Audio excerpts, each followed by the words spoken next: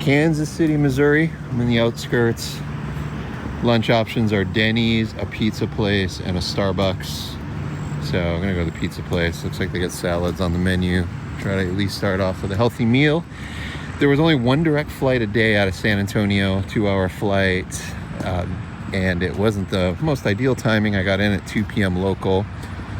And today's just a travel day. I would have liked to have come in the evening, given it's such a short flight, but all the other options were connections that were like 5 hours, 6.5 hours, 7 hours. Tomorrow is a rehearsal day, 4 p.m. call time, and it was too tight to fly in tomorrow. If I got in at 2 p.m., I was just a little worried between baggage and ground transport that I might not be able to get over to the venue and be settled by 4. So I packed the gear this morning. Normally I prep the day before, but I started feeling just a little sick last night. I got like a little 24-hour bug. So I packed this morning and I neglected to refer to my checklist. I got everything I need except I did not bring rain covers, and there's a 40% chance of rain tomorrow. Second day in town, shoot day number 1, just getting a little bit of B-roll of the venue, and then we had to do a signal test in the evening because our show day is a live pregame. 2 FX9s handheld with 2 operators, myself and Chris, who flew in from California. So I stripped the cameras down, got rid of all the accessories to make them as light as possible since we're going to be up for 1+ hours continuously. I blew it and only brought 1 shoulder pad. I only have 1 good shoulder pad without the VCT. And I messed up and left one of the top handles on my desk at home. So I had to improvise with 2 monitor arms to secure the viewfinder. All airline kit on this shoot. The team flew in with everything. Switcher, 2 live views, a audio mixer. We ran 4 wireless stick mics and then 2 wireless video transmitters for the 2 FX9s. I think each live view had 4 modems, cellular, and then there was another hotspot, I think for return, and also a Starlink Mini. Here's a local crew shooting on FX6s. They got 2 different rigs set up. I will say for handheld extended coverage of like sports or typical news, FX9 is a better form factor than the Burano or the FX6. I like the eyepiece, the longer camera with more weight aft. 1, 2, 3, 4, 5, 6, 7, 8, 9, 10 airline cases, and 11 checked, 4 people flying. This was a nice low-stress gig for me. I was just the cam op, bringing in 2 camera packages. Didn't have to worry about lighting or any of the other technical, other than helping the crew set up where I could. I helped with the wireless transmitters for audio and video and just helped shuffling cases to and from. Late checkout, got a 4 p.m. flight home if it's on time. Spent the last 3 days and nights living in this room. Just getting packed up. I'm gonna head home, and I got 1 night at home, and then I'm off to the next hotel remote shoot. Only 2 Pelicans on this trip. Just about packed up. Actually got extra space. 1 FX9 per Pelican, and then 6 batteries on the carry-on. And I brought the FX3. We actually did use it for the signal test, the fax, the night before. But it was a backup cam. Didn't need to bring it, but had room. It's kind of nice to be traveling light for a change. And the next one will be a bunch more cases. Home for 1 evening, and I also have to switch over from airline mode back to van mode using the FX9s for interviews the next couple of days. This year has been largely a year of schedule conflicts for me. I didn't realize how extreme it was until I started wrapping up my tax return for 2024. I filed for extension this past year, so we just wrapped it up in the last few weeks and filed, and then I started looking forward to this year. And it also explains why when I go to pay bills each month, I'm like, man, I am low on cash on the business side, but I've just had my head down working, haven't really been paying too much attention to the hard numbers. All right, I'm down 37%, and there are 3 factors that are affecting that this year. Number 1 is just schedule conflicts. Some years, everything, for the most part, falls into place. I get inquiries for work on dates that I'm available. Don't have overlapping holds too much. This year, just the past work week, I've had the following offers that I couldn't do because I was already booked for somebody else. Had a local shoot in San Antonio, had an offer to go to Germany for a week and shoot for a major network, trip to Las Vegas for a A-lister celebrity interview, an offer to work one day up in Dallas, which I could have squeezed that in. And lastly, I had an offer to work one day in Temple, Texas, which is roughly between Austin and Dallas, but I think that was when I was in Kansas City, couldn't do it. Next factor, 2 of my steady clients have just been light this year. The rodeo and bull riding stuff that I've done historically for the past about a decade is just less this year. There's been budget cutbacks, media, cable outlets carrying less of the events in the calendar year, and I'm lower on the pecking order. I'm not one of the primary shooters, so it just hasn't been the work for me there. And then last 4 or 5 years, I've been doing a lot of cable news connected to illegal immigration between Mexico and the U.S. along the Texas border.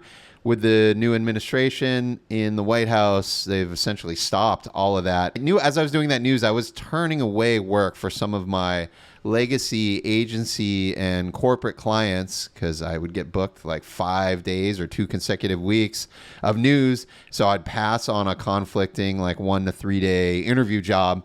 And those clients, they found new relationships. And the nature of this business is you're not available, they hire the next person. And as long as that was seamless, they tend to call that person for the next one. So at some point, I left in good standing. Hopefully, I'll get back in the rotation with some of those clients. I do like doing the news thing. But yeah, it's obviously if there isn't a national story nearby to my region, I'm not going to get that work. So I'm down year to date 37%. And the last factor is the one I find the most concerning is that's cash basis. When the check arrives and clears in my bank account is when it's mapped as a sale, not when I did the job. If I rerun the numbers based on accrual basis, so when I invoiced for the project, not when I got paid, instead of being down 37%, I'm only down 26% for the year. Much easier to stomach number, but what I find so alarming about that is the last time I saw an extreme disparity like this, and like clients that used to pay at wrap or they would pay the same week are now paying net 30. My net 30 clients are paying in 60, 90 days, 100 and plus days, 120 days. I had a check come in 11 months after the shoot in June. And the last time I experienced this was like 2007, 2008, 2009. During the real estate GFC stock market crash. I went from slow pay clients, fast pay to slow pay to no longer in business. And the economy kind of feels like that again. I hope I'm wrong. 2009 was such a brutal, humbling year for me. Had this big mortgage on a house in California, young family. My son was 2, and I was still working, but at a much slower pace, and like no one was paying. Everyone was cash poor. And I remember the only thing I could do that wasn't bleeding cash to maintain my sanity is I'd get on my bike and just ride the bike trails in South Orange County. Learning from that experience, 13 years ago, I started trying to find and build passive income. So in my lucrative years coming out of 2009, we kept our lifestyle and overhead low, like the 2008, 2009 years. I was able to accumulate over a few years additional income and savings, and bought our first rental property based in Texas, where I have my family's located. And that first house turned into 1, 2, 3, 4 over that 13 years. And now I've got that portfolio self-managed, and I've got 2 tenants right now that are behind, a couple months behind, but they are actively paying. That monthly cash flow is not enough for me to retire from the media business, but it has been healthy cash flow that can build up in our checking account for the months when the cash flow is lean from slow pay or just a light month on the media side. I can draw from the rental cash flow. My goal, obviously, is someday to just flip the switch and be able to live off of passive income and investments. Not quite there yet. Hope to get there soon, but it is allowing me to not have to as aggressively pivot my business and take on other roles to make up for a shortfall in cash flow in a year like this. I can continue to just pursue the stuff I find the most enjoyable and fulfilling, just being this cam op, director of photography. I've had offers to shoot stills, produce a couple of projects. I had to turn away a few turnkey shoot and edit projects because I just don't want to take on the edit stress because I know it'll conflict with another offer to go shoot. But if I didn't have that passive income at year 27 in my career, then I would have to be scrappy and hustle more and diversify my business. And then the backup plan has always been I could just go take a full-time job somewhere again. My last offer, I had one offer this year to go full-time. It's less money than I'm making freelance, but steady paycheck, and they cover all health and benefits, and I don't have to worry about running a business anymore. It would be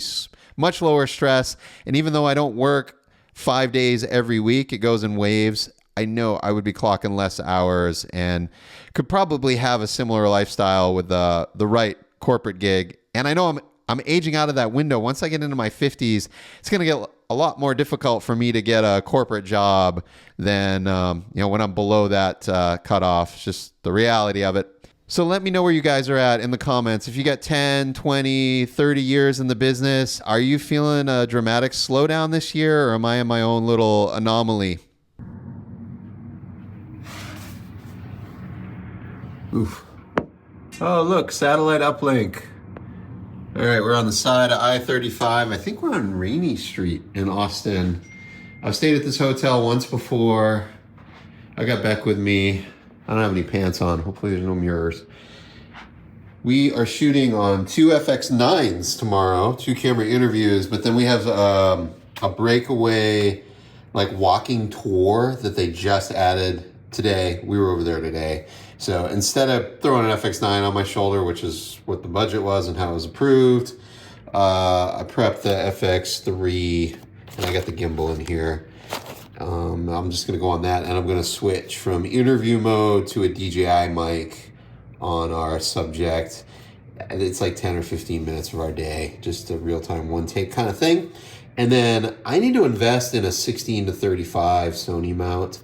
I don't even own one in Canon mount all these years, but I do have a 11 to 16 Tokina in Canon EF mount, and then I got an adapter, so no autofocus, but I need to get some wide architectural shots tomorrow of some rooms, interiors. So I'm going to do that on the FX30. Again, it's an FX9 budgeted shoot, and they're tripod shots, so I could use the 9, but it's much easier to just leave the interview setup set and switch over. We'll get into hopefully some details tomorrow.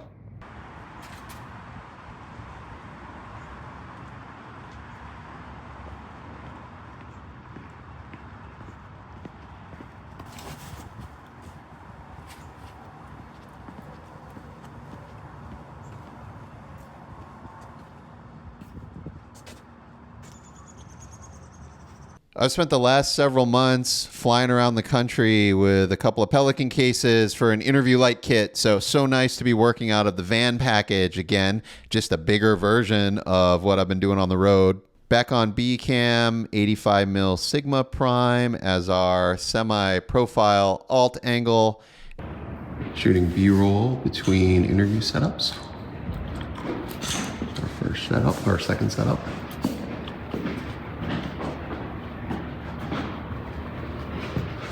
Still gonna dial things in once we get our subject in place.